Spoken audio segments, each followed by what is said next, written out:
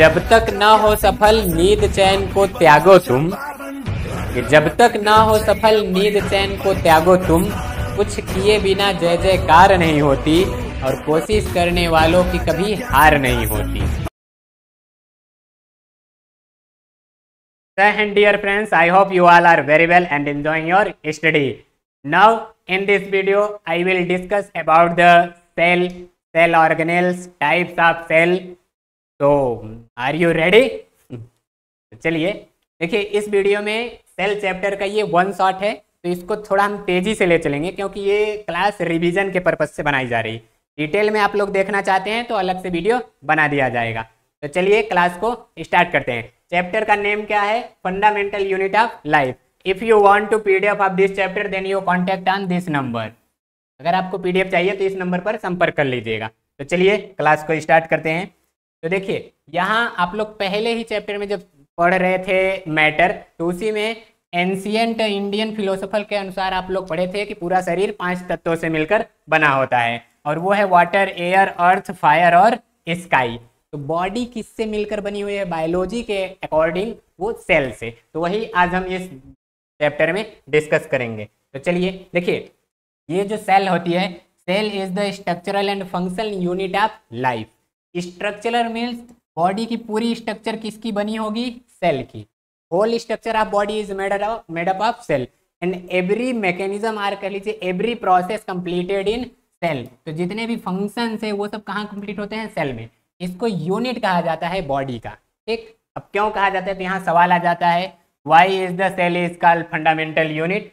Because ये जो बड़ी बॉडी होती है वो सेल से मिलकर बनी होती है। ठीक, अब अगर सेल रहे तो सेल आपस में जुड़कर, देखिए जैसे इसको देख लीजिए, ये क्या है? लड्डू। देखकर मुंह में पानी आ रहा है, कोई बात नहीं, भेज दे रहा हूँ, लीजिए खा लीजिए। ठीक, तो ये लड्डू किससे बना है? छोटे छोटे बुनिया से मिलकर।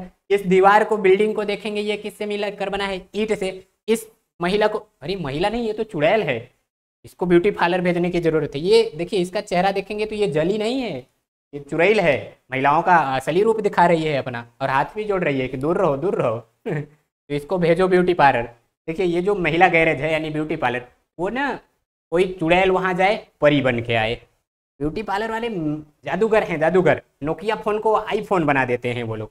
तो इसका भाई बॉडी किससे मिलकर बना है? सेल से।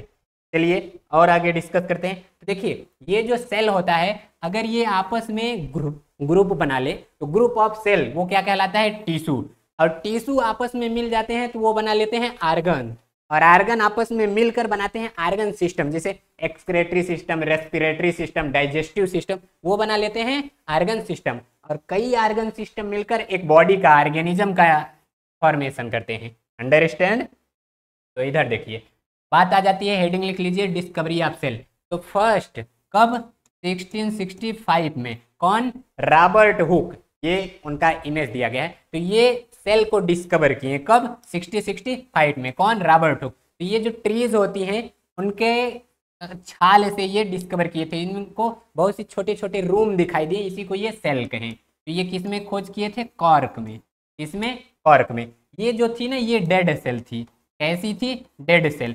तो अब यहाँ सवाल आ जाता है कि लिविंग सेल किसने खोजी? तो वो आ जाते हैं आगे की तरफ। ये है एंटोनी वॉन लीवेनहॉक। कौन? Antonie van Leeuwenhoek. कौन है?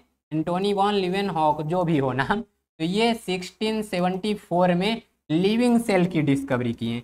इसकी लिविंग सेल की डिस्कवरी कौन की है? Antony van Leeuwenhoek. आगे बढ़ते हैं। तो यहाँ एक साइंटिस्ट आए। अब बात की जा रही है सेल थियरी की। क्या? Cell theory. अच्छा, ये थियरी क्या होता है? थियरी मीन्स किसी के बारे में डिस्क्राइब कर देना, उसी को कहेंगे थियरी।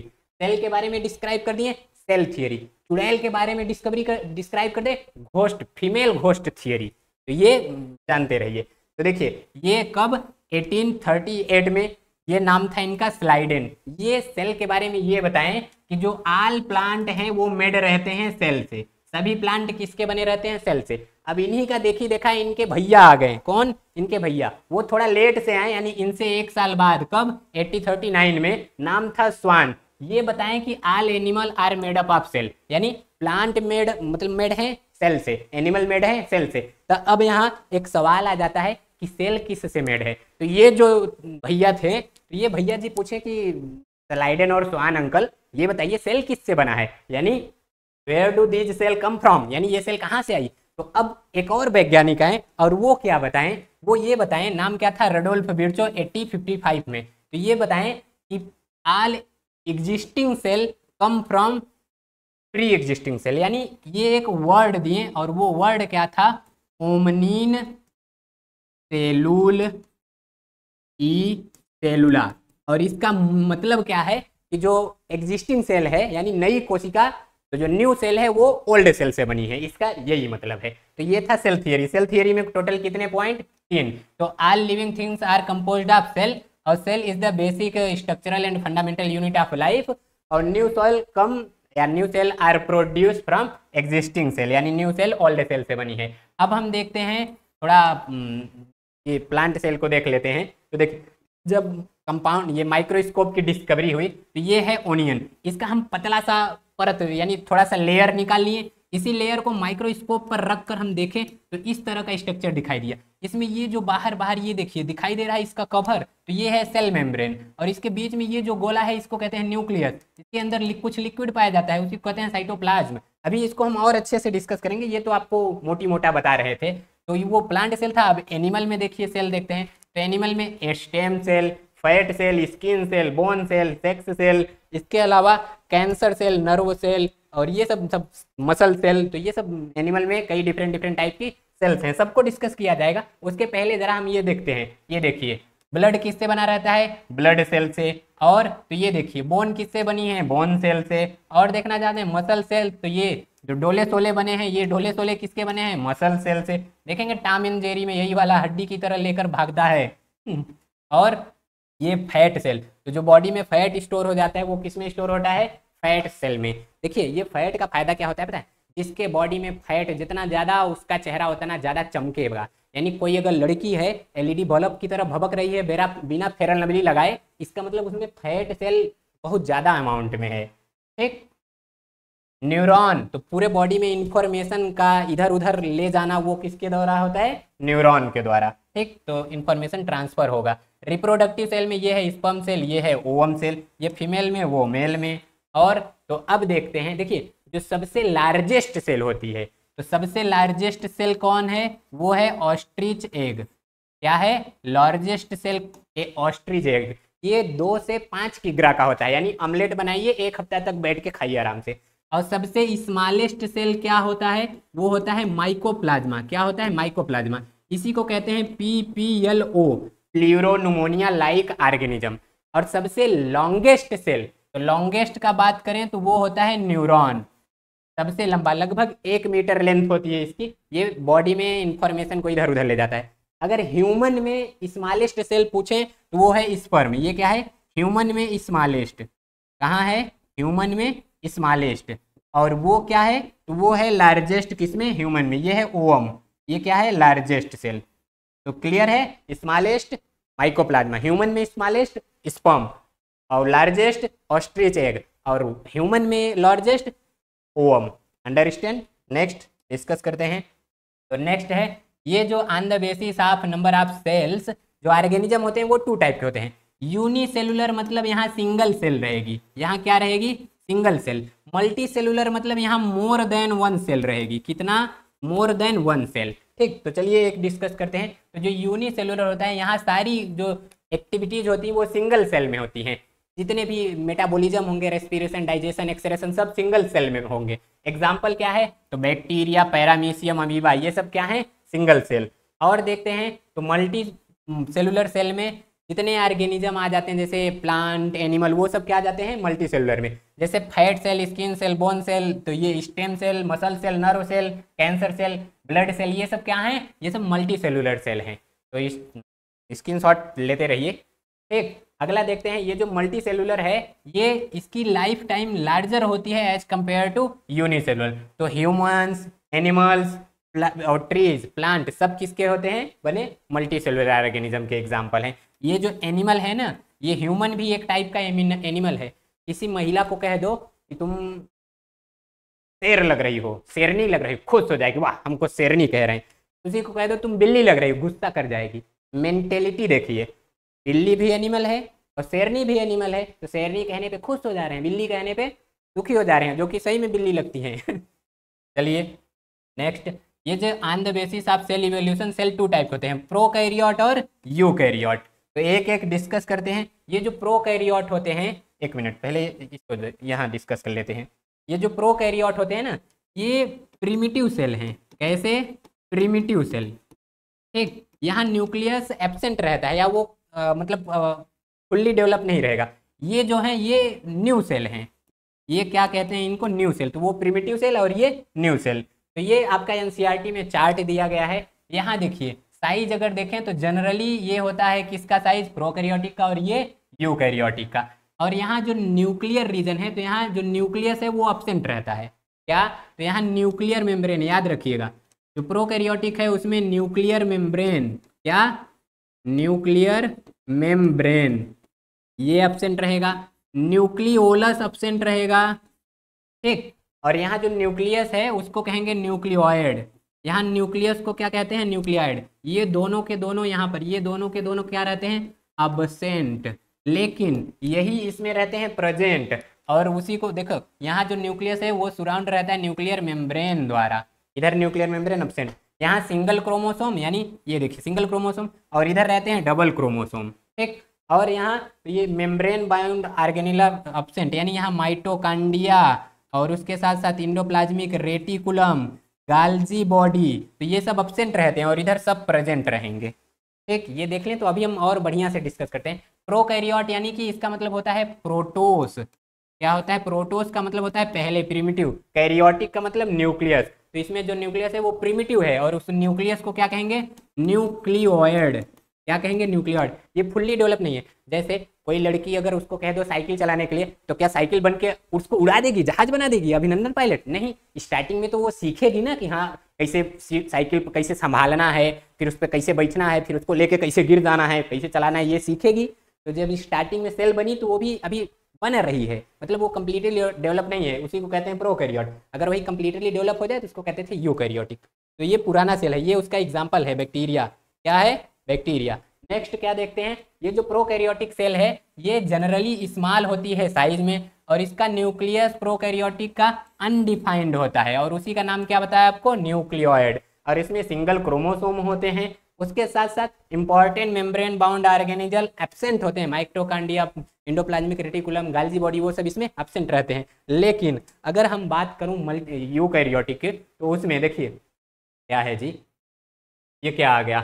द बेसिस ऑफ ये इंपॉर्टेंस ऑफ सेल ऑर्गेनेल्स है प्रोकैरियोट। अच्छा, ये प्रोकैरियोट का एग्जाम्पल है बैक्टीरिया। देखिए प्रोकैरियोटिक के एग्जाम्पल क्या क्या है पता है? बैक्टीरिया, माइकोप्लाज्मा, माइकोप्लाज्मा, तो ये सब इसी के एग्जाम्पल हैं, ठीक। चलते हैं अब यूकैरियोटिक की तरफ। तो eukaryotic as compare to prokaryotic बड़ा होता है, और तो इसमें न्यूक्लियस वेल डिफाइंड रहता है, उसके साथ साथ वो सराउंड रहता है न्यूक्लियर मेम्ब्रेन द्वारा। लेकिन प्रोकैरियोट में न्यूक्लियर मेम्ब्रेन नहीं होता। और तो यूकैरियोटिक सेल में मोर देन 1 क्रोमोसोम रहते हैं, लेकिन उसमें सिंगल क्रोमोसोम रहते हैं। अब क्रोमोसोम को समझते हैं, ये कहाँ रहता है? तो ये न्यूक्लियस में। जैसे ये समझ लो सेल हो गया, ये न्यूक्लियस, तो न्यूक्लियस के अंदर ये होता है न्यूक्लियोलस, तो ये है क्रोमोसोम। क्या है? क्रोमोसोम। अगर इसी को मैं जूम करूं, इसी को जूम करूं, तो ये देखो ये क्या है? क्रोमोसोम। अब इसी क्रोमोसोम को अगर इतना मैं काट दूं, इस तरह से स्ट्रक्चर बन जाए, तो इसी को कहते हैं डीएनए। क्या कहते हैं? डीएनए। हालांकि डीएनए किसी अगले वीडियो में डिस्कस किया जाएगा। तो ये प्रेजेंट कहाँ रहेगा? न्यूक्लियस में। आगे की तरफ बढ़ते हैं। क्रोमोसोम जो रहते, देखिए इसमें ऑल मेम्ब्रेन बाउंड ऑर्गेनिजल प्रेजेंट रहते हैं, यानी माइटोकॉन्ड्रिया, इंडोप्लाज्मिक रेटिकुलम, गाल्जी बॉडी, ये सब इसमें प्रेजेंट रहेंगे। ये है स्ट्रक्चर, देख लीजिए। और बढ़िया से देखना चाहते हैं तो लीजिए, ये है प्रोकैरियोटिक, ये है यूकैरियोटिक। देखिए इसमें क्या होता है, यहाँ जो राइबोसोम है प्रोकैरियोटिक में, राइबोसोम क्या रहता है? 70 यस। क्या रहेगा? 70 यस। यस क्या होता है? अभी राइबोसोम में डिस्कस करते हैं। इधर रहता है 80 यस। और तो यहाँ माइटोकॉन्ड्रिया अब्सेंट, इधर mitochondria present, endoplasmic reticulum absent, endoplasmic reticulum present, गाल्जी body absent, गाल्जी body present, इधर प्लाज्मिड प्रेजेंट रहता है, इधर अब्सेंट रहेगा। ये इनके बारे में बेसिक जानकारी थी। तो टेक स्क्रीनशॉट एंड नाउ आगे बढ़ते हैं। लो उसी का अब अगला क्या आ गया? जो यूकैरियोटिक सेल है ये डिवाइड हो जाता, मतलब अगेन डिवाइड हो जाती है प्लांट सेल और एनिमल सेल में। तो अब हम क्या देखते हैं, ये है प्लांट सेल और ये है एनिमल सेल। तो अब हम इन दोनों को जरा डिस्कस करते हैं। तो चलिए प्लांट सेल, एनिमल सेल। तो देखिए इनमें जो यूकैरियोटिक कोशिकाएं होती हैं जनरली इसमें क्या क्या रहता है, सेल मेम्ब्रेन रहेगा, ये सेल ऑर्गेनेल हैं, ये सब क्या है, सेल ऑर्गेनेल, ऑर्गेनेल्स। तो क्या क्या है, सेल मेम्ब्रेन, न्यूक्लियस, न्यूक्लियस ये न्यूक्लियोइड तो प्रोकैरियोटिक में रहता है, इंडोप्लाज्मिक रेटिकुलम, मतलब ये इंडोप्लाज्मिक रेटिकुलम का ही प्रकार आ गया, ये दोनों किसके प्रकार हैं, ईआर के, इंडोप्लाज्मिक रेटिकुलम के। Ribosome, vacuoles, mitochondria, गाल्जी body apparatus, ये सब सेल ऑर्गेनेल हो गए। तो देखिए जो प्लांट सेल हैं उसमें एक स्पेशल कैरेक्टर क्या पाया जाता है, क्लोरोप्लास्ट, इसी के कारण वो फोटोसिंथेसिस करता है। तो जब डिफरेंट पढ़ने लगेंगे तो वहाँ इसको हम बताते हैं। तो जो ग्रीन प्लांट रहते हैं वो ऑटोट्रॉपिक रहते हैं, क्यों, ड्यू टू द क्लोरोप्लास्ट, क्योंकि उसी से फोटोसिंथेसिस करेंगे। अगला देखिए सेल वॉल जो होती है ये प्लांट सेल में प्रेजेंट होती है, कहाँ, प्लांट सेल में प्रेजेंट रहेगी, लेकिन एनिमल सेल में अब्सेंट रहती है। ये करती क्या है, तो ये प्रोटेक्ट करती है बाहर से। अब जैसे मान लीजिए आप फोन बतिया रहे हैं कि हाँ कैसे हो, खाना खाई कि नहीं खाई, किसी पेड़ के सारे ऐसे ऐसे ऐसे हैं कि हाँ बताओ खाना खाई, पेड़वा को मारते रहेंगे, लो ऐसे मारते रहेंगे, पेड़वा को चोट लगेगा, तो चोट लगने से उसको बचाता कौन है, सेल वॉल। कौन बचाता है, सेल वॉल। और सेल वॉल वाले नहीं प्लांट सेल में रहता है, एनिमल सेल में नथिंग, अब्सेंट रहता है। ठीक, नेक्स्ट ये है प्लांट सेल, ये है एनिमल सेल, दोनों में हम डिफरेंस यही समझ लेते हैं। एनसीईआरटी का डायग्राम आपके लिए एकदम ताज़ा डायग्राम लाया हूँ। तो ये क्या है, एनिमल सेल, ये क्या है, प्लांट सेल। चलिए समझता हूँ। देखिए इधर अगर बात करूँ, कहाँ गया जी, प्लास्टिड की, तो प्लास्टिड इधर प्रेजेंट है लेकिन इधर अब्सेंट है। ठीक, तो देखिए ये फोटोसिंथेसिस जो होता है, क्या, फोटोसिंथेसिस, तो इधर फोटोसिंथेसिस होगा, इधर नहीं होगा। अब उसके अलावा याद रखिएगा जो होता है सेंट्रोसोम, क्या, सेंट्रोसोम, मतलब ये सेल डिवीजन का काम करेगा। ये प्लांट में नहीं पाया जाता लेकिन एनिमल में पाया जाता है। डिफरेंस, दोनों में डिफरेंस देखते हुए चलिए, यहाँ जो न्यूक्लियस है वो सेंटर में रहता है, न्यूक्लियस कहाँ रहेगा, सेंटर में सिचुएट रहेगा, लेकिन इधर न्यूक्लियस जो है वो साइड पे सिचुएट रहता है। क्यों, क्योंकि यहाँ जो वैक्यूल है वो वैक्यूल रहती है 1 से 3 लार्ज साइज की वैक्यूल रहेगी, इधर स्मॉल साइज की वैक्यूल रहेंगी, यानी इधर जो वैक्यूल है वो बहुत सी रहेंगी, many vacuole with small size, इधर 1 से 3 वैक्यूल विथ लार्ज साइज। तो बीचवा में जब वैक्यूल आ गया तो जो न्यूक्लियस है वो चला जाता है साइड में। ठीक, और तो यहाँ जो राइबोसोम होता है, ये देखिए राइबोसोम, इसका राइबोसोम नहीं, राइबोसोम तो दोनों में वही वही रहते हैं। तो ये डिफरेंस में क्या क्या है, इधर सेंट्रोसोम पाया प्रेजेंट, इधर अब्सेंट, इधर जो है प्लास्टिड अब्सेंट, इधर प्रेजेंट, ये फोटोसिंथेसिस नहीं करेगा, ये फोटोसिंथेसिस करेगा। और तो इधर सेल वॉल नहीं पाया जाएगा, इधर सेल वॉल पाया जाएगा। इसका outer most structure cell wall है, इसका outer most structure cell membrane है। अब हम सेल ऑर्गेनेल को समझते हैं। ये चित्र आप लोग देख लिए, और एक चित्र देखना चाहते हैं तो लीजिए, हमारे स्ट्रक्चर है सब देखिए। अगर कहा जाए प्लांट सेल, एनिमल सेल, तो डिस्क्राइब कीजिए, लीजिए क्या है प्लांट सेल, तो कोई दिक्कत नहीं, ये भी प्लांट सेल, एनिमल सेल। तो चलिए अब जो सेल ऑर्गेनेल है वो तो देख लेते हैं, उनके कुछ अदर स्पेशल नाम है। तो जो माइटोकॉन्ड्रिया है इसको कहते हैं पावर हाउस। क्या कहते हैं, पावर हाउस। क्यों, क्योंकि ये एनर्जी प्रोड्यूस करता है। क्या करता है, एनर्जी प्रोड्यूस करेगा, किसके रूप में, तो ये करता है एटीपी के रूप में, इसे क्वाइंस ऑफ एनर्जी कहते हैं, इसलिए पावर हाउस ऑफ सेल। तो कहेगा which organelle called power house of cell, इसका नाम बताएंगे माइटोकॉन्ड्रिया। जो क्लोरोप्लास्ट है ये फूड फॉर्मेशन करेगा, इसीलिए इसको किचन ऑफ सेल कहते हैं। Power house of cell mitochondria, kitchen of cell chloroplast. तो देखिए ये ना रेस्पिरेशन भी करवाता है, तो ये रेस्पिरेशन करवाएगा और ये फूड प्रिपेयर करेगा। ये इंडोप्लाज्मिक रेटिकुलम हम लोगों में जैसे बोन्स को निकाल दें तो एकदम गोल हो जाएंगे, गोल मटोल गुब्बारा की तरह, या कह लीजिए फुटबॉल की तरह, उसी तरह इसका जो स्केलेटन है अगर उसको निकाल दें तो ये भी पिचकल ढचकल हो जाएगा, मतलब ये भी गोला मटोला हो जाएगा। गाल्जी बॉडी ट्रैफिक पुलिस है, तो इसमें ट्रांसपोर्ट का काम ये सब कर देते हैं दोनों, ये क्या कर देंगे, ट्रांसपोर्ट का काम। ठीक, ट्रैफिक पुलिस है, सबको बताएगा तुम इधर जाओ, तुम उधर जाओ, तुम आओ मत उधर ही रहो। राइबोसोम ये प्रोटीन का फॉर्मेशन करता है, इसीलिए इसे प्रोटीन फैक्ट्री कहते हैं। अगर स्मॉलेस्ट सेल ऑर्गेनेल की बात करें तो वो है राइबोसोम। स्मॉलेस्ट सेल ऑर्गेनेल क्या है, राइबोसोम, तो उसे कहते हैं cell organelles of cell organelles. और अगर लार्जेस्ट सेल ऑर्गेनेल की बात करें तो वो है प्लास्टिड। क्या है, प्लास्टिड। ठीक, ये प्लांट में रहता है, चूंकि अगर एनिमल में लार्जेस्ट सेल ऑर्गेनेल की बात करें तो माइटोकॉन्ड्रिया। कौन, माइटोकॉन्ड्रिया। तो सबसे बड़ा प्लास्टिड, दूसरे नंबर पे माइटोकॉन्ड्रिया, और सबसे छोटा तीसरे नंबर पे न्यूक्लियस है, तीसरे पे क्या, न्यूक्लियस, और सबसे छोटा तो राइबोसोम। ठीक, लाइसोसोम को सुसाइडल बैग कहते हैं। देखिए पूरे सेल को कंट्रोल कौन करता है? न्यूक्लियस। इसीलिए इसको, जैसे हम लोगों में दिमाग, मतलब पूरे बॉडी को कौन कंट्रोल करता है? लड़कों के बॉडी को कौन कंट्रोल करेगा? ब्रेन। लड़कियों को बॉडी को कोई नहीं, ब्रेन होता नहीं तो जैसे मन तैसे ही ये बढ़ती रहेंगी, टी खेलने लगेंगी, कुछ क्लास चलता रहेगा, बात करती रहेंगी, दिमाग रहेगा तो शांत रहेंगी ना। तो देखिए, ये न्यूक्लियस को क्या कहेंगे? ब्रेन। ब्रेन ऑफ सेल, पूरे सेल को कंट्रोल करेगा। अब मान लीजिए जैसे ये ऑर्डर दिया माइटोकांड्रिया को, माइटोकांड्रिया ऊर्जा बनाओ, माइटोकांड्रिया कह रहा है नहीं हम स्ट्राइक पे, हम ऊर्जा ना बने, तो कहेगा रुको अभी तुमको हम बताता हूँ। तो ये ऑर्डर देगा किसको? लाइसोसोम को, कहेगा जाओ माइटोकांड्रिया को मार दो। ये सुपारी दे देता है, किल करने के लिए इसको कॉन्ट्रैक्ट दे देगा लाइसोसोम को। लाइसोसोम जाएगा और जल ये इसके पास एंजाइम होते हैं, डाइजेस्टिव एंजाइम, जाके उसी पे छिड़क देगा, लो फुहारा मार देगा, माइटोकांड्रिया डेड। ठीक, इसीलिए इसको सुसाइडल बैग कहते हैं। सुसाइडल बैग कहने का ये भी रीजन है, जो सेल होती हैं अगर ये फट गई तो पूरी सेल डेड हो जाती है, इसीलिए इसको सुसाइडल बैग कहते हैं। तो जो सेल में डेड सेल ऑर्गेनेल हैं या इंजर्ड सेल ऑर्गेनेल हैं, उनको कौन डाइजेस्ट करता है? ये। तो डाइजेशन का काम कौन करता है? लाइसोसोम। और ये जो लाइसोसोम है एनिमल में नहीं होता, प्लांट में ही होता है। और ये पावर हाउस, तो ये रेस्पिरेशन का काम करता है। किसका? रेस्पिरेशन का, माइटोकांड्रिया। अगर आप जैसे मान लीजिए कोई लड़की जा रही है, ऐसे जा रही है और किसी को धक्का मार दी, वो दो तमाचा मार दिया, एक पड़ाका इधर मारा फिर एक पड़ाका इधर मारा, इधर अब करिया हो जाएगा, इधर करिया हो जाएगा, बेचारी 2-4 दिन मुँह किसी को नहीं दिखाएगी। ये जो काला काला हुआ है ना, यहाँ की सेल मर गई। जैसे यहाँ की सेल मरी तो इसके बगल वाला जो सेल है वो आएगा, दिखेगा, वो हो गया, लगा है क्या जी, यहाँ बहुत भीड़ लगी, देखेगा वो हो मर गया। तब ये क्या करेगा? जो सेल का लाइसोसोम है वो जाके अपना जल अपघटन एंजाइम, लाइटिक एंजाइम छिड़केगा, लो फुहारा मारो। तो जैसे पूरा इतना काला हुआ है, 2 दिन बाद थोड़ा सा कम हो जाएगा, 4 दिन बाद थोड़ा सा कम, 2 महीना बाद एकदम गोरी हो गई, पहली जैसे लगने लगी परी, पापा की परी। तब वो फिर आएगी बाइक लेके, लो मैं उड़ रही हूँ। तो क्लियर? वैक्यूल को क्या कहते हैं? वैक्यूल। इसको कहते हैं स्टोर रूम, जो भी खाना पीना बच जाएगा उसको स्टोर करके रखेगा।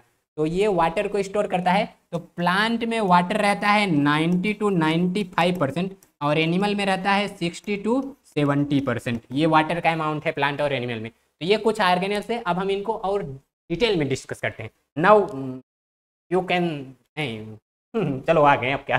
फर्स्ट क्या है? न्यूक्लियस। इसको क्या कहते हैं? Brain of cell. क्यों? क्योंकि ये ऑल सेल की एक्टिविटीज को कंट्रोल करता है। तो प्लांट सेल में ये देखो कहाँ पाया जाता है? ये साइड में पाया जाएगा। एनिमल सेल में सेंटर में पाया जाता है। ये है न्यूक्लियस। न्यूक्लियस की जो मेम्ब्रेन है उसको कहते हैं न्यूक्लियर इन्वॉल्प या न्यूक्लियर मेम्ब्रेन। अब उसमें जो आउटसाइड की है उसे आउटर मेम्ब्रेन, अंदर की जो है इनसाइड की उसे इनर मेम्ब्रेन। बीच में एक देखो काला सा है, इसको कहते हैं न्यूक्लियोलस। और इसी के अंदर ये जो धागे धागी देख लो, लड़कियों के बाल की तरह संरचना है, इसको कहते हैं क्रोमेटिन थ्रेड। क्या कहते हैं? Chromatin thread. और इसमें जो ये बिंदी बिंदी देख रहे हो, ये पोर हैं। इस पोर को कहते हैं न्यूक्लियर पोर। क्या कहते हैं? Nuclear pore. इसके पास खुद का डीएनए और राइबोसोम होता है। क्या? DNA ribosome. ठीक, आगे बढ़ते हैं। तो ये है न्यूक्लियस का स्ट्रक्चर। देखो आउटर मेम्ब्रेन, ये न्यूक्लियर इन्वॉल्व हो जाएगा, छोटा छोटा पोर न्यूक्लियर पोर हो जाएगा। बीच का ये जो दिखाई दे रहा है वो है न्यूक्लियोलस, और ये जो नीला नीला दिखाई दे रहा है ब्लू ब्लू, वो है क्रोमेटिन थ्रेड। क्या है? Chromatin thread. बोलो कोई दिक्कत? इसका काम क्या है? ये सेल की एक्टिविटी को कंट्रोल करता है। तो देखो इसका फंक्शन देखते हैं। ये प्रोड्यूस करता है आरएनए और प्रोटीन को। इसको आरएनए एंड प्रोटीन को प्रोड्यूस करेगा। Nucleus also produce ribosome. ये कंट्रोल सेंटर है, पूरे सेल को कौन कंट्रोल करता है? ये, इसीलिए इसको ब्रेन कहते हैं। और इसमें डीएनए रहता है, और वो डीएनए क्या करवाता है? ट्रांसफर करवाता है, ट्रांसफर ऑफ जेनेटिक मटेरियल। क्या? Genetic material. मतलब अगर कोई महिला गोरी है, उसकी बिटिया वो गोरी हो गई, तो वो किसके कारण हुआ? न्यूक्लियस के कारण। क्यों? क्योंकि उसमें डीएनए है और वो गोरा गोरा वाला लक्षण को, गोरे वाले कैरेक्टर को ट्रांसफर कर दिया। तो ये इसके फंक्शन है। नेक्स्ट देखते हैं, ये जो सेल है, सेल को अगर जूम करूं मैं तो ये उसका न्यूक्लियस। न्यूक्लियस को जूम करूं तो मेरा पेन हेरा गया, रुक जाओ। अरे हाँ चलो मिल गया। तो इस न्यूक्लियस को जूम करूं तो ये है क्रोमोसोम। क्रोमोसोम को जूम करूं तो ये है डीएनए।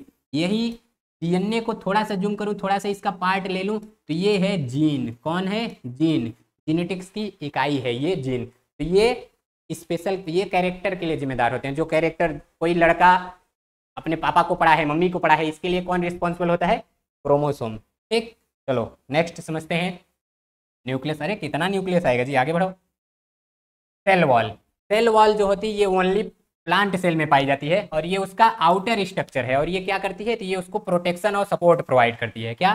प्रोटेक्शन और सपोर्ट। तो ये जो कवरिंग आपको दिखाई दे रही है, यही कवरिंग क्या है, जैसे हम लोगों का जो बाहरी मोबाइल का जैसे कवर रहता है, तो सेल का कवर कौन है, सेल वॉल। ठीक, जैसे हम लोगों का कवर कौन है, स्किन। वाटर प्रूफ है कि नहीं है? Water proof.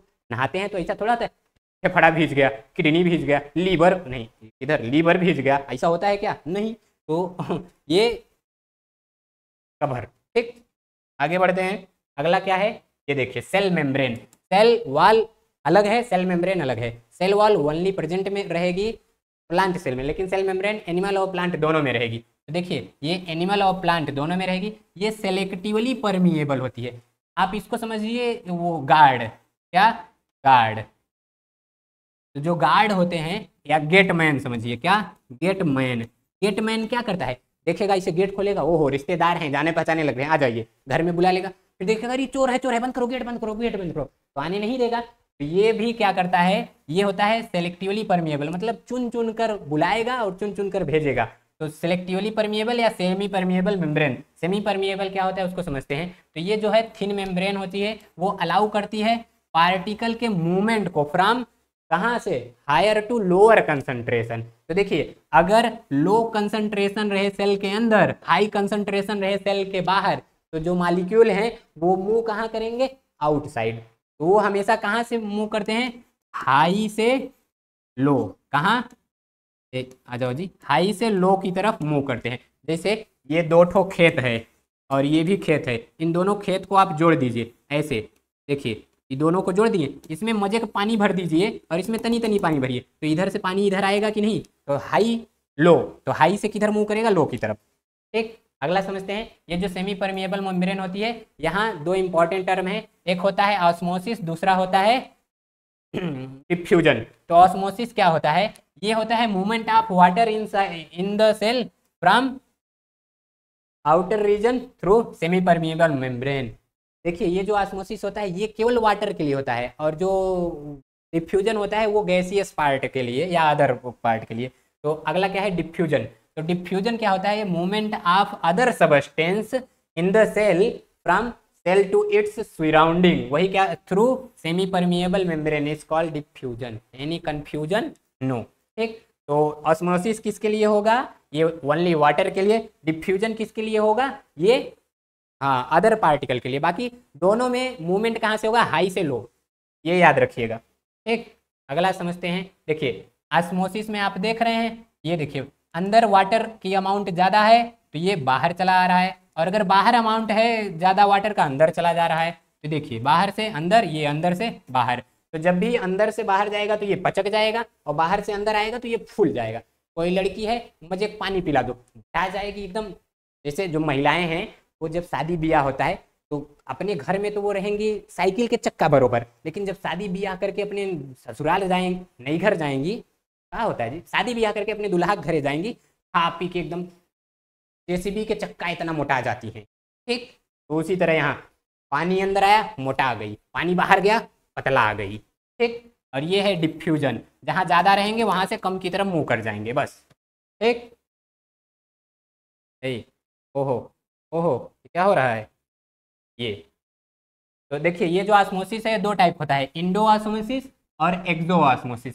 इंडो ऑस्मोसिस में क्या होता है, water inside the cell when cell is hypertonic. तो यहाँ दो तीन टर्म आए हैं वो समझ लेते हैं हम। ये हाइपरटोनिक क्या होता है, जब भी लो कंसंट्रेशन रहता है सेल में और हाई कंसंट्रेशन रहेगा आउटसाइड, तो जो लो कंसंट्रेशन है वो बाहर से कहाँ चला आएगा, अंदर की तरफ। हाइपोटोनिक इसी को कहते हैं, क्या कहते हैं, हाइपोटोनिक। एक हाइपर, हाइपर मतलब ज्यादा होता है। तो देखिए हाइपरटोनिक क्या होता है, movement of water outside the cell when cell is hypertonic. तो यहाँ देखिए हाई वाटर कंसंट्रेशन है सेल में और लो वाटर कंसंट्रेशन है बाहर, तो ये अंदर से बाहर चला आता है। तो हाई से लो, और ये भी क्या हो जाएगा, लो से हाई। ठीक, बोलो कोई दिक्कत नहीं। तो बाहर हाई था, वहां से लो की तरफ गया, और यहाँ अंदर हाई था, यहाँ से बाहर की तरफ गया। तो हाइपोटोनिक हाइपरटोनिक। हाइपर, हाइपर में ज्यादा, और हाइपो, हाइपो मीन्स कम। ठीक, चलिए आगे डिस्कस करते हैं। तो ये जो सोल्यूशन है थ्री टाइप के होते हैं, हाइपोटोनिक यानी लो कंसंट्रेशन वाला, हाइपरटोनिक यानी हाई कंसंट्रेशन वाला। एक तीसरा का है आइसोटोनिक, जिसमें कंसंट्रेशन दो सोल्यूशन का सेम सेम रहे, दो सोल्यूशन मिलाओ एक का ज्यादा तो वो रहेगा हाइपरटोनिक, जिसका कम है हाइपोटोनिक, दोनों का बराबर रहे आइसोटोनिक। क्लियर। नेक्स्ट, तो ये सादा आ गया, इसको समझते हैं। सेल ऑर्गेनेल यहाँ से स्टार्ट, ये पहले भी सेल ऑर्गेनेल था, सेल मेम्ब्रेन स्टार्ट करें। क्या? Cell membrane. ये फिजिकल बैरियर है, बताया गया ना, ये चुन चुन कर आने देगी।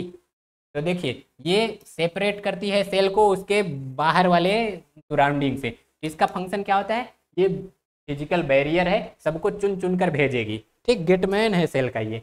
नेक्स्ट हम समझते हैं साइटोप्लाज्म। साइटोप्लाज्म होता क्या है? ये है सेल, सेल के अंदर ये न्यूक्लियस और ये जो इसके फ्लूइड रहते हैं इसी को कहते हैं साइटोप्लाज्म। देखो ये जो न्यूक्लियस है, न्यूक्लियस के अंदर जो फ्लूइड है इसको कहेंगे न्यूक्लियोप्लाज्म। क्या कहेंगे? न्यूक्लियोप्लाज्म। और जो सेल के अंदर फ्लूइड है इसको कहेंगे साइटोप्लाज्म। क्या कहेंगे? साइटोप्लाज्म। एक होता है प्रोटोप्लाज्म। प्रोटोप्लाज्म का मतलब साइटोप्लाज्म प्लस न्यूक्लियोप्लाज्म, दोनों को जोड़ दो प्रोटोप्लाज्म हो जाएगा। तो ये जो साइटोप्लाज्म है ये फ्लूइड है और ये कंपोज्ड रहता है, मतलब बना रहेगा वाटर, साल्ट और अदर ऑर्गेनिक कंपोनेंट, और ये हेल्प करता है movement of cell and its component. अगर तुमको कह दूं मैं एक बैग लो लो, उसी में 4-5 थरिया लोटा गिलास ले लो और चलो, तो टन टन बोलेंगे। लेकिन एक बैग लेके उसी में पानी भर लो, उसी में थरिया लोटा गिलास चम्मच सब लेके दौड़ो, टन टन बोलेगा? नहीं। तो ये सेल ऑर्गेनेल को आपस में लड़ने से बचाता है।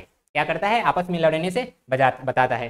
तो ये फ्लॉट करता रहता है, सभी सेल ऑर्गेनेल तैरते रहते हैं। जैसे पानी में कूद जाओ, तैरते रहो। 12 लोग स्विमिंग पूल में कूद गए, तैरते हैं, तो जाके स्विमिंग पूल में टकरा जाते हो क्या? नहीं। लेकिन पानी निकाल लिया जाए, कहा जाए दौड़ो, तो टकराओगे। हाँ, तो ये जो साइटोप्लाज्म है ये आपस में टकराने से बचाता है सेल ऑर्गेनेल को। ठीक।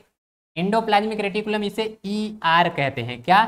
ER शॉर्ट में। तो ये जो होता है ये network of membrane which is present in cytoplasm, ये only found in prokaryotic. Eukaryotic में ये नहीं होती है। इसका फंक्शन क्या होता है? तो इसका टाइप अगर मैं देखूं तो ये दो टाइप का होता है, SER और RER। तो SER यानी स्मूथ एंडोप्लाज्मिक रेटिकुलम, और ये फैट का फॉर्मेशन करता है।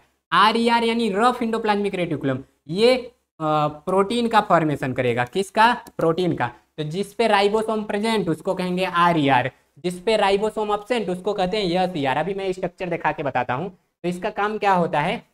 ट्रांसपोर्ट करता है material between cytoplasm and nucleus, और ये प्रोवाइड करता है space for the biochemical activity के लिए, और ये हेल्प करता है प्रोडक्शन ऑफ फैट, स्टेरॉइड और कोलेस्ट्रॉल, और ये डिटॉक्सिफाई जो सेल में मतलब टॉक्सिक मटेरियल रहते हैं उनको कहेगा बाहर चले जाओ भैया बाहर। तो ये यही करवाता है। ठीक। और इसको देखते हैं, तो ये कितने टाइप का रहेगा? दो टाइप का बताया मैं। कौन? SER, RER। ये जो SER है ये किसका बना रहता है? ट्यूब्यूल का, और इसमें राइबोसोम एब्सेंट रहते हैं, और ये क्या करेगा? Fat formation. ये बना रहता है वेसल्स का, इसमें राइबोसोम प्रेजेंट रहते हैं, और ये प्रोटीन का फॉर्मेशन करता है। किसका? प्रोटीन का फॉर्मेशन। और तो देखिए नेक्स्ट हम देखते हैं ये उसका स्ट्रक्चर। तो ये है न्यूक्लियस, देखिए इस तरह से सेल रहता है, इसका न्यूक्लियस, इसी में इस तरह से स्ट्रक्चर है। तो ये देखिए स्केलेटन, जैसे बॉडी में हम लोगों के स्केलेटन है, तो ये सेल का स्केलेटन है। सेल का क्या है? Indo skeleton. क्या है? Indo skeleton. तो ये क्या करता है? उसको सपोर्ट प्रोवाइड करता है। तो सेल को मैकेनिकल सपोर्ट कौन प्रोवाइड करता है? मैकेनिकल सपोर्ट ये कौन प्रोवाइड करता है? बताओ जल्दी से। हाँ, एंडोप्लाज्मिक रेटिकुलम, ये उसका स्ट्रक्चर है। तो ये जो आपको इस तरह से ऐसे दिखाई दे रही हैं, ये सब इसमें सिस्टर्नी है। क्या है? सिस्टर्नी। और इसका बढ़िया वाला स्ट्रक्चर देखेंगे। चलिए, नहीं है, यही था। नेक्स्ट है गाल्जी अपैरेटस, या इसी को गाल्जी कॉम्प्लेक्स या गाल्जी बॉडी भी कहते हैं। तो ये कहाँ प्रेजेंट रहता है? साइटोप्लाज्म में। और ये करता क्या है? ये एंडोप्लाज्मिक रेटिकुलम के अगलियाँ बगलियाँ प्रेजेंट रहेगा। जैसे ये हो गया सेल, तो ये ऐसे बगल में इस तरह से ऐसे प्रेजेंट रहता है। ये देखिए यही है एंडोप्लाज्मिक रेटिकुलम, यहाँ दिखाई दे रहा है, ये यही है। ये करता क्या है? ये ट्रैफिक पुलिस है, इसको क्या कहते हैं? Traffic police. तो ये ट्रांसपोर्ट का काम करेगा। जो भी आपको मटेरियल भेजने रहेंगे सेल में 1 प्लेस टू अनदर प्लेस, उसके लिए रिस्पॉन्सिबल यही रहता है। इसका फंक्शन क्या है? ट्रांसफर मटेरियल एंड सेल से आउटसाइड, नहीं, सेल में एक पॉइंट से दूसरे पॉइंट। ये आल लिपिड और प्रोटीन किसके बने रहते हैं?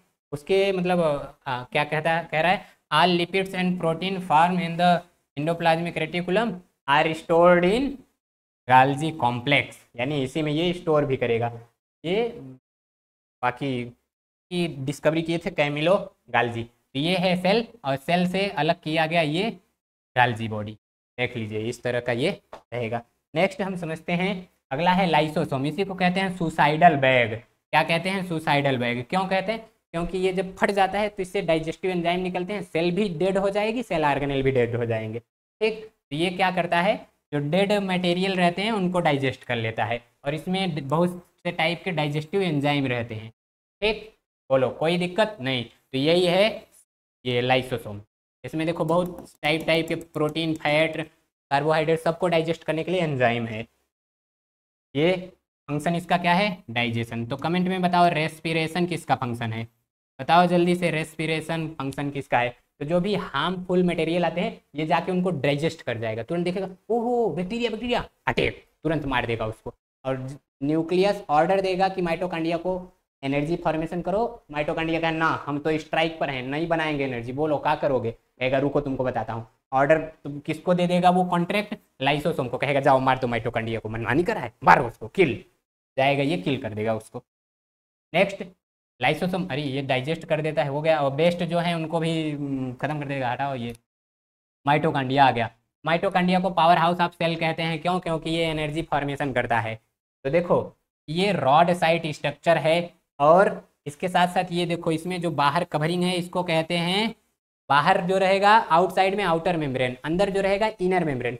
अब इसमें देखो जो ये है बाहर वाली और ये है अंदर वाला, तो ये इस तरह फिंगर लाइक स्ट्रक्चर बनाता है, इसको कहते हैं क्रिस्टी।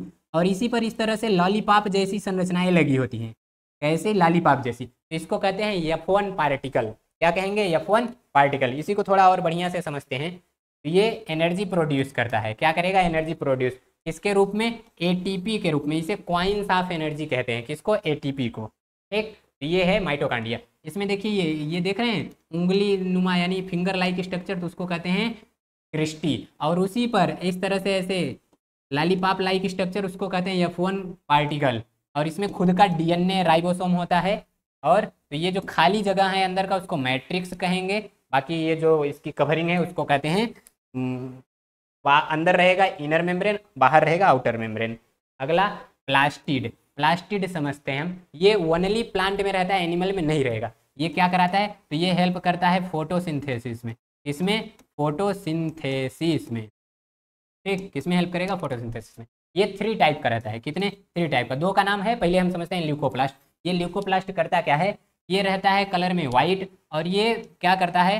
अंडरग्राउंड पार्ट में रहता है, जैसे रूट में हो गया, ये उसमें पाया जाएगा। ये स्टोरेज का काम करता है। तो जो भी फूड बनेगा, स्टार्च, ऑयल, प्रोटीन, ग्रेन्यूल्स, ये उनको स्टोर करके रखेगा। अगला हम समझते हैं क्रोमोप्लास्ट। चलो यहाँ दोनों को समझता हूँ। ये जो क्रोमोप्लास्ट है ये रेड और ब्राउन होता है। तो ये कलरिंग पिगमेंट है, जैसे टमाटर लाल हो जा रहा है, गाजर का कलर, तो ये सब किसके कारण होते हैं? क्रोमोप्लास्ट के कारण। ठीक, ये क्या करता है? सनलाइट को एब्जॉर्ब करके रखे रहता है, फोटोसिंथेसिस में हेल्प करवाता है, और ये कलर प्रोवाइड करता है। लेकिन जो क्लोरोप्लास्ट है ये ग्रीन कलर का रहता है, और लीफ में और स्टेम में पाया जाता है। ये क्या करेगा? फोटोसिंथेसिस। क्या करेगा? फोटोसिंथेसिस। ठीक, देखो ये है क्या? क्लोरोप्लास्ट। ये देख रहे हो क्या है? क्लोरोप्लास्ट। इसमें ये जो क्वाइन लाइक स्ट्रक्चर है, इस एक क्वाइन को, किसको? एक क्वाइन को कहते हैं थैलाकॉइड, और पूरे गुच्छा को, पूरे ग्रुप को कहते हैं ग्रैनम। क्या कहते हैं? ग्रैनम। और जितने हैं अंदर सबको मिलाकर कहते हैं ग्रैना। क्या कहते हैं? ग्रैना। और जो खाली स्पेस, फ्री स्पेस जो है उसको कहते हैं स्ट्रोमा। तो डे के टाइम में फोटोसिंथेसिस होगा ग्रैनम में, नाइट के टाइम में फोटोसिंथेसिस कहाँ होता है? स्ट्रोमा में। बोलो कोई दिक्कत नहीं। और इसमें भी बाहर की मेम्ब्रेन आउटर मेम्ब्रेन, अंदर की इनर मेम्ब्रेन। और बढ़िया से देखो, लो ये वही है। तो ये जो ग्रैनम है एक दूसरे से कनेक्ट हैं, तो एक रॉड लाइक स्ट्रक्चर, उसको लेमिली कहते हैं। क्या? लेमिली। बाकी इसके पास खुद का राइबोसोम डीएनए होता ही है। अगला आ गया वैक्यूल। ये वैक्यूल क्या है? ये वैक्यूल स्टोरेज का काम करेगी। क्या? स्टोरेज। तो ये प्लांट में, याद रखिएगा किसमें? प्लांट में। तो प्लांट में और एनिमल में ये स्टोरेज का काम करेगी। तो प्लांट में 90 to 95% वाटर स्टोर करती है, और एनिमल में 60 to 70% वाटर स्टोर करेगी। फंक्शन क्या है? तो ये स्टोर करता है, और तो ये एक्स्ट्रा वाटर को स्टोर करेगा, ज़्यादा होंगे बाहर निकाल देगा। प्लांट में ये लार्ज साइज का रहता है, एनिमल में स्मॉल साइज का। प्लांट में इसका नंबर 1 से 3 होता है, एनिमल में न्यूमरस बहुत होते हैं। एक नेक्स्ट डिस्कस करते हैं राइबोसोम। ये जो राइबोसोम है ये स्मॉलेस्ट सेल ऑर्गेनेल है। क्या?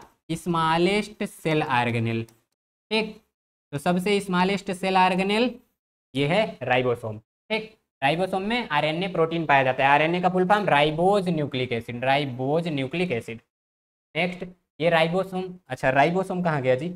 ये हेल्प करता है प्रोटीन फॉर्मेशन। क्या करेगा? प्रोटीन फॉर्मेशन, इसीलिए इसको कहते हैं प्रोटीन फैक्ट्री। क्या कहते हैं? Protein factory. क्यों? क्योंकि ये प्रोटीन का फॉर्मेशन करता है। और जो क्रोमोप्लास्ट है उसे किचन ऑफ सेल कहते हैं। क्या? किचन ऑफ सेल, वो तो पहले ही बता चुके। अगला हम समझते हैं cell division. Cell division 2 type के। सेल डिवीजन में 2 प्रोसेस होते हैं, पहले हम वो समझते हैं। पहला तो होता है कैरियोकाइनेसिस, दूसरा होता है साइटोकाइनेसिस। कैरियोकाइनेसिस मतलब इसका जो न्यूक्लियस है वो डिवाइड हो जाएगा। न्यूक्लियस क्या हो जाएगा? डिवाइड। और यहाँ साइटोकाइनेसिस मतलब इसका साइटोप्लाज्म, क्या? साइटोप्लाज्म, या कह लीजिए पूरी सेल डिवाइड हो जाएगी। Cell division of cell is called cytokinesis और division of nucleus is called karyokinesis. चलिए एक एक को समझते हैं। तो देखिए कैरियोकाइनेसिस क्या होता है? Division of nucleus. ये देखिए किस तरह से डिवाइड होते हैं। ये है इसका क्रोमोसोम। क्रोमोसोम पहले बीच में आएंगे, आधे आधे टूट जाएंगे, फिर ये अपना अलग ले लेगा, ये अपना अलग। देखिए यहाँ पर न्यूक्लियस डिवीजन होता है, हुआ है, लेकिन सेल अभी जुड़ी हुई है। सेल यहाँ देख रहे हैं जुड़ी हुई है। अगले चरण में क्या होता है? सेल डिवीजन हो जाता है। कैरियोकाइनेसिस मतलब सेल डिवीजन। तो जो भी इस तरह से ऐसे कोई सेल है ये डिवाइड हो जाएगी। कैसे? इस तरह से। तो ये है सेल डिवीजन। ठीक, ये साइटोकाइनेसिस। अब 2 टाइप के सेल डिवीजन है वो समझते हैं। पहला है माइटोसिस। माइटोसिस का मतलब क्या होता है? ये जो सेल है अगर इसमें नंबर ऑफ क्रोमोसोम है 2n या समझ लो 24 क्रोमोसोम, तो जब सेल डिवीजन होगा तो पहले ही जानते रहो यहाँ 1 से कितनी सेल बनती हैं? 2, और दोनों में number of chromosome same same रहते हैं, इसीलिए इसको कहते हैं माइटोसिस। तो जब number of chromosome same same और सिंगल सेल से 2 सेल का फॉर्मेशन हो जाए उसको कहते हैं माइटोसिस। अब सेकेंड होता है मियोसिस। यहाँ देख लो सिंगल सेल से 2 सेल बन गई। सेकेंड है मियोसिस। अरे मियोसिस MEI रहता है यहीं। ठीक, तो मियोसिस में सिंगल सेल से 4 सेल बनती है। कितनी? सिंगल से 4 सेल। और यहाँ नंबर ऑफ क्रोमोसोम 24 है तो इधर 12 हो जाएगा। देखो 12 इधर 12 इधर, लेकिन 2 ही है तो यहाँ 4 रहता है। कितना? एक खो इधर बन गया और एक खो और इधर, तो ये कितना रहेगा? 4। और सब में नंबर ऑफ क्रोमोसोम 12 रहेंगे, कोई दिक्कत नहीं। तो इसमें नंबर ऑफ क्रोमोसोम हाफ हो जाते हैं एज कम्पेयर टू पेरेंट, और उधर पेरेंट और डॉटर दोनों में नंबर ऑफ क्रोमोसोम बराबर बराबर। इधर यहाँ 24 तो इधर यहाँ 12, उधर यहाँ इसमें देखो इसमें A+T 24 तो इधर है 24। बोलो कोई दिक्कत नहीं। चलो NCERT का एक फिगर है उसको देखते हैं। NCERT में माइटोसिस में ये देखो, ये क्या है? ये है पेरेंट सेल, ये है 2n। क्या है? 2n। तो जैसे ही इसमें माइटोसिस हुआ तो ये भी क्या है? 2n। क्या बना है? 2n। लेकिन इधर मियोसिस देखो, ये है 2n। तो पहले इसमें एक देखो, ये एक ही स्टेप में हो गया, लेकिन ये 2 स्टेप में होता है। तो पहले स्टेप में ये देखो n, ये भी n, अब फिर इसमें 4 होगा, ये भी n है, ये भी n है, ये भी n है, ये भी n। तो यहाँ इसके कंपेयर में देखो ये पेरेंट है, ये डॉटर है, तो ये 2n ये n, यानी नंबर ऑफ क्रोमोसोम हाफ हो जाएंगे। ज़्यादा कुछ नहीं, आपको स्ट्रेस नहीं लेना है, आप बस 2 बात याद रखिएगा। क्या क्या?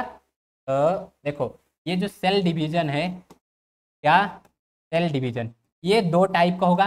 कौन? तो एक होता है माइटोसिस और एक होता है मियोसिस। देखो माइटोसिस में क्या होगा? यहाँ एक सेल से कितना बनेगा? 2 सेल बनेगा। कितना? 2 सेल। और इधर जो क्रोमोसोम है यानी नंबर ऑफ क्रोमोसोम, क्रोमोसोम ये सेम रहेगा, नंबर ऑफ क्रोमोसोम सेम। यहाँ एक सेल से 4 सेल बनेगी। कितना? 4 सेल बनेगी। बोलो 3, ये लो 4। और यहाँ जो नंबर ऑफ क्रोमोसोम है वो हाफ हो जाएगा। बस यही दोनों में डिफरेंस होता है, कोई दिक्कत नहीं। ये देखो मियोसिस होता किस में है पता है? ये रिप्रोडक्टिव सेल में होता है। इसमें रिप्रोडक्टिव सेल याद रखना हमेशा, ये किस में होगा? रिप्रोडक्टिव सेल में। और ये किस में होता है? तो ये सोमैटिक सेल में। कहीं चोट वोट लग गया तो वहाँ पर सोमैटिक, क्या लिख रहा हूँ जी?